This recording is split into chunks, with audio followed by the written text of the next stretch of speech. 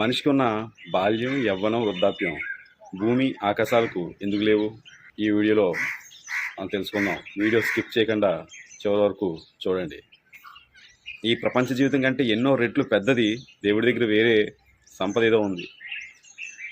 కాబట్టి అది దేవుడు మనిషికి ఇవ్వాలని అనుకుంటున్నాడు. కాబట్టి మనిషికి ఈ ప్రపంచ జీవితం అనే ఈ చిన్న జీవితంలో దేవుడు పరీక్షా జీవితం పెట్టాడు. ఆత్మహత్యలు అనేవి ప్రకృతిలో మిగతా జీవరాశులు ఏమీ చేసుకోవు. కేవలం మనిషి మాత్రమే ఆత్మహత్య చేసుకుంటాడు. ఎందుకు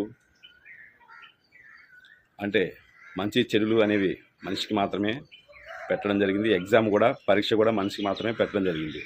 ఇక్కడ నువ్వు అశాశ్వతంగా ఉంటావు, నా దగ్గర శాశ్వతంగా ఉంటావు.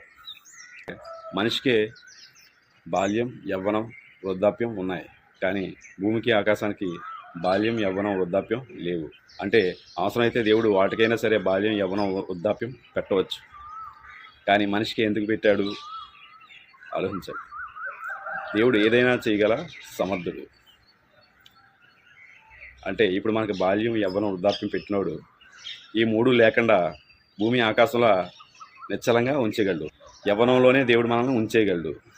అది ఈ లోకం కాదు, సంథింగ్ వేరే లోకం ఉంది. ఎందుకంటే అది మనం దీన్ని బట్టి అంచనా వేయచ్చు. ఆకాశానికి, భూమికి బాల్యం, యవ్వనం, వృద్ధాప్యం లేకుండా చేసి వాటిని నిశ్చల స్థితిలో ఉంచాడు, ఒకే వయసులో ఉంచాడు. మరి మనిషిని నిన్ను ఉంచలేడా? ఆలోచించండి. నిన్ను ఒకే స్థితిలో ఉంచగలడు. కానీ అది ఇక్కడ కాదు. ఇక్కడ మూడు స్థితుల్లో ఉంచాడు అంటే అర్థం ఏంటి అంటే ఇది అశాశ్వతమైన జీవితం. సో అందుకనే ఇక్కడ బాల్యం, యవ్వనం, వృద్ధాప్యం. కానీ దేవుడు అనుకుంటే ఓన్లీ యవ్వనంలోనే ఉంచగలడు. అంటే మనకు ముసలారికం రాకుండా చేయగలడు. ఎగ్జాంపుల్కి భూమి, ఆకాశం. కాబట్టి ఇంకొక లైఫ్, శాశ్వతమైన జీవితం ఇంకోటి ఉంది. కాబట్టే దేవుడు ఈ అశాశ్వతమైన జీవితాన్ని పరీక్షా జీవితంగా మార్చి ఇక్కడ మనకి ఎగ్జామ్ పెట్టాడు. ఎవరైతే ఇందులో పాస్ అవుతారో వాళ్లకు ఆ ఉన్నతమైన జీవితం ఇవ్వచ్చు. ఎవరైతే ఈ అశాశ్వతమైన జీవితంలో ఫెయిల్ అయిపోతారో వాళ్లకు అక్కడ అదే యవ్వనంలో ఉంచి పనిష్మెంట్ కూడా పర్మనెంట్గా ఉంచగలడు. అంటే ఇది అశాశ్వతమైన జీవితం, వేరే వచ్చేది శాశ్వతమైన జీవితం.